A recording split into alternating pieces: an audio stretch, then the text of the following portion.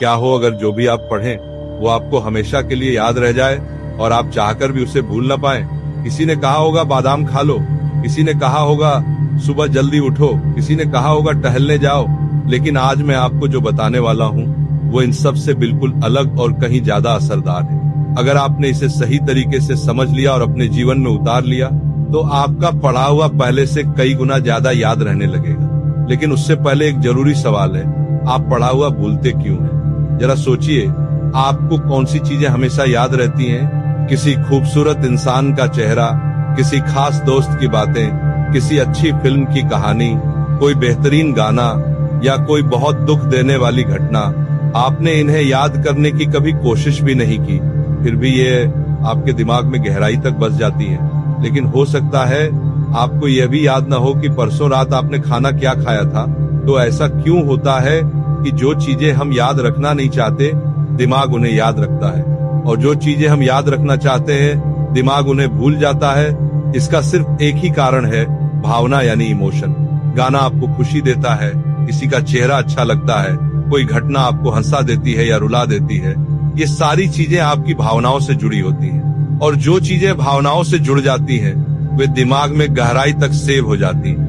अब सवाल ये है कि क्या आप पढ़ाई को अपनी भावनाओं से जोड़ सकते हैं? क्या आप पढ़ाई को इंटरेस्टिंग बना सकते हैं? अगर नहीं बना सकते तो याद रखना मुश्किल ही रहेगा।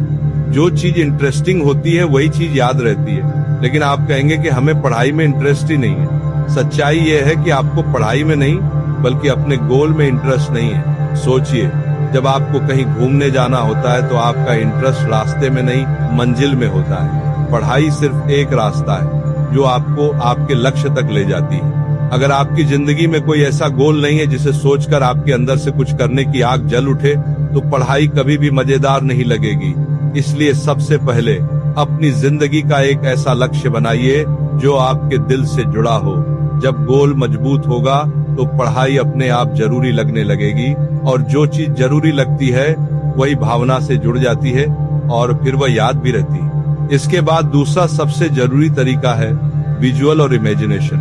जो चीज हम अपनी आंखों से देखते हैं वह दिमाग में ज्यादा गहराई से बैठती है। इसलिए पढ़ाई को सिर्फ शब्दों में मत पढ़िए, उसे तस्वीरों में बदलना शुरू कीजिए। अगर कोई कॉन्सेप्ट समझ में नहीं आ रहा तो उसका डायग्राम देखिए, विजुअल खोजिए या अपनी कल्पना से उसे एक सीन बना लीजिए। जैसे ही आप सुनते हैं कि न्यूटन के सिर पर सेब गिरा, तुरंत आपके दिमाग में एक तस्वीर बन जाती है। न्यूटन पेड़ के नीचे बैठे हैं, पेड़ हिल रहा है और सेब नीचे गिर रहा है। इसी कारण ये बात बचपन से आज तक हमें साफ साफ याद रहती है, क्योंकि हमने इसे सिर्फ पढ़ा नहीं बल्कि अपने मन में देखा भी है। जब आप पढ़ाई को इस तरह विजुअल और इमेजिनेशन से जोड़ देते हैं तो दिमाग उसे बोझ नहीं बल्कि एक कहानी की तरह याद रखने लगता है। अगर आप सच में पढ़ा हुआ हमेशा याद रखना चाहते हैं तो 3 बातें अपने जीवन का नियम बना लें। पढ़ाई में इंटरेस्ट पैदा करें, अपनी जिंदगी का एक जिंदा और मजबूत गोल बनाएं, और विजुअल व इमेजिनेशन से पढ़ाई को मजेदार बनाएं। जब दिमाग को किसी चीज में मजा आने लगता है तो वह उसे कभी नहीं भूलता। आप चाहें तो इस वीडियो को सिर्फ सुनकर छोड़ भी सकते हैं और कल फिर वही भूलने की आदत दोहरा सकते हैं, या फिर आज यह फैसला कर सकते हैं कि अब आप पढ़ाई को बोझ नहीं बल्कि अपने सपनों की सीढ़ी बनाएंगे। जब तरीका बदलता है तभी नतीजा बदलता है।